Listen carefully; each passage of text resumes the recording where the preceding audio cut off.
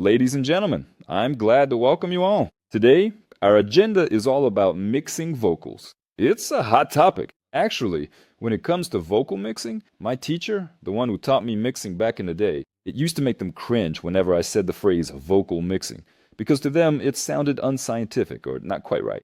That's when we make the whole mix work together, meaning all the instruments are more or less on equal footing. But when we talk about vocal mixing, it's like we're supposed to forget about the rest of the mix, right? It just sounds dumb. Processing vocals before actually mixing the track itself. He would actually call me out when I said things like that, even to the artists. Even though the artist didn't really understand much about it anyway. I guess he was afraid I'd make people question his professionalism when I was working at the studio as an employee. So, that's the story. Let's break it down together. Let's approach the topic this way. I have all kinds of people watching me with different levels of experience. Some of you are far from music production and you're just looking for a quick fix for processing vocals, right? You want to tidy up the vocals a bit for YouTube, make them sound more polished. And then there are those who already know this stuff well and are looking for new techniques, some interesting mixing methods. So, I'm going to dedicate the beginning of this video to the first group, just so you can get things a bit more organized in your head. Because most beginner artists don't really understand how this works. They make mistakes, and then they end up feeling down or even depressed, thinking they did everything right, but nothing's working. Why does that happen? You go to a sound engineer, and he ends up doing some nonsense. So, what's actually going on? First of all, let's put it this way. If you're looking for some kind of vocal mixing chain, honestly, you can just forget about it. Why?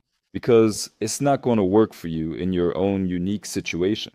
You have a different microphone, a different room, a completely different instrumental. And that's really important because there's no such thing as vocals in a vacuum. They're always living together with something else. And again, coming back to the beginning, you need to mix the whole track. Otherwise, your vocals are just kind of floating around with some effects slapped on from the outside. When you watch those kinds of videos, here's what's happening. The person spent 4 or even 8 hours mixing the track, got it sounding good, everything's working. Then they go and shoot a video showing how they process the vocals. But that's specific to their own wigs. And you think, oh, I'll just do the same thing on my track. But of course it's going to turn out completely different, and it just won't work. It might even sound worse, more confusing. So for those looking for some kind of quick fix, let me tell you right away, you're not going to find it. Because mixing, this is something a lot of people who haven't really gotten into it yet tend to misunderstand a bit.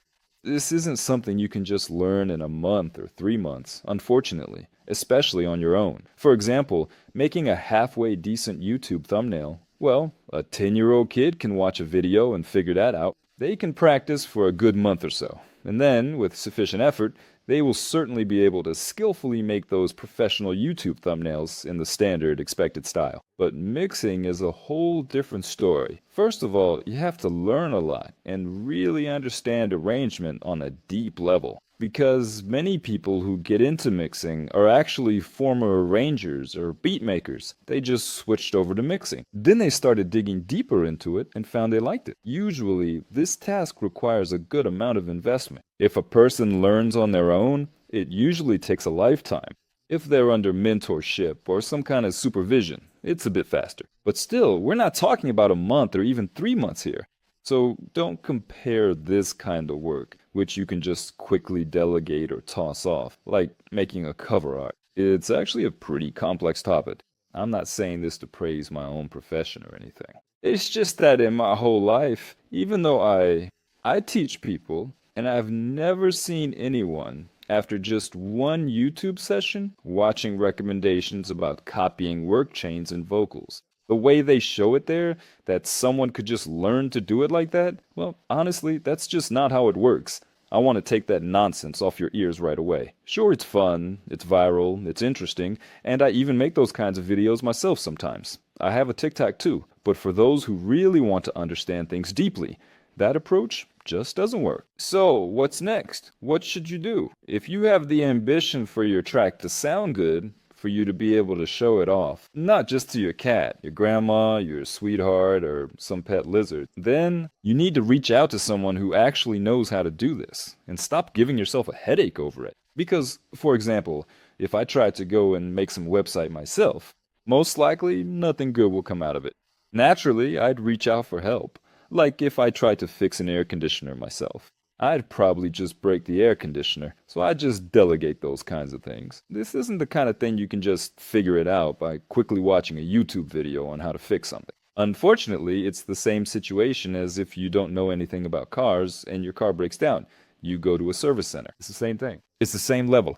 You need specialized knowledge. Or if you don't have any big ambitions and you just want to tidy up your mix a little, more or less. Like you want your vocals to sound not like a total fail, but at least passable, let's say. In that case, I suggest an even simpler way to go about it. Instead of watching other people's vocal processing chains and wasting your time on that pointless activity, just download iZotope Neutron and simply press a button there. The button that activates the artificial intelligence. I'm not even going to show it because honestly, I find it pretty lame. But for you, it might actually work if you don't have any ambitions for high quality or anything like that.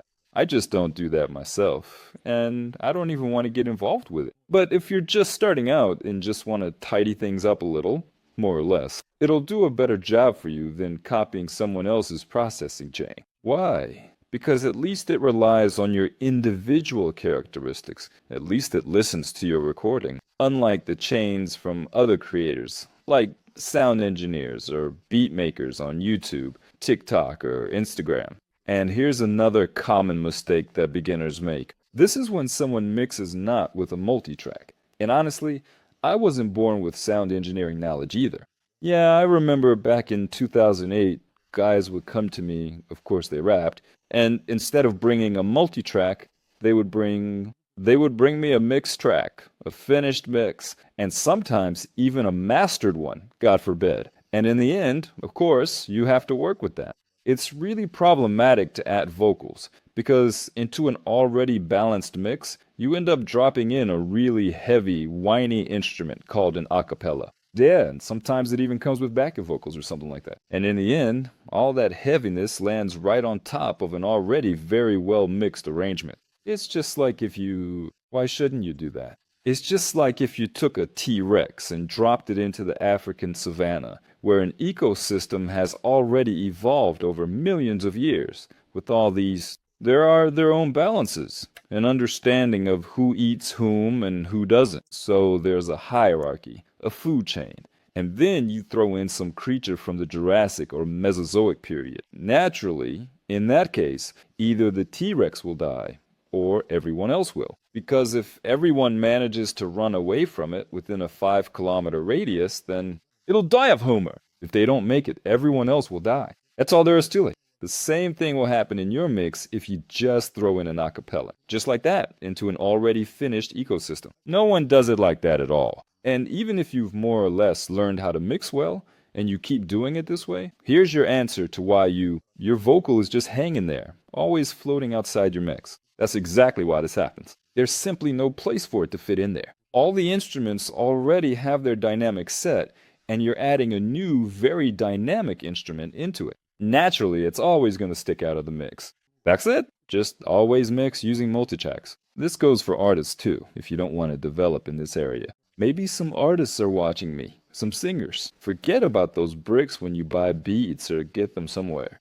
You'll end up with a karaoke version, not a professional one in that case. Now, for the guys who are looking for, let's say, techniques on how to mix vocals, unfortunately, within the scope of, in a single video, you can only really cover one topic. I'd rather give you a fishing rod than a fish, show you how you can really grow in this area. But in the long run, you really shouldn't just watch tutorials. Perhaps you already fully understand how a compressor truly works, or how saturation functions, technically speaking. But if your mixes still aren't turning out well, watch sessions where sound engineers mix their own tracks, and ideally where they comment a bit on what they're doing, because that's much more useful. This way, you put yourself in their shoes and see how a person actually makes decisions, which is really useful. The same goes for people who write arrangements. You should watch those too.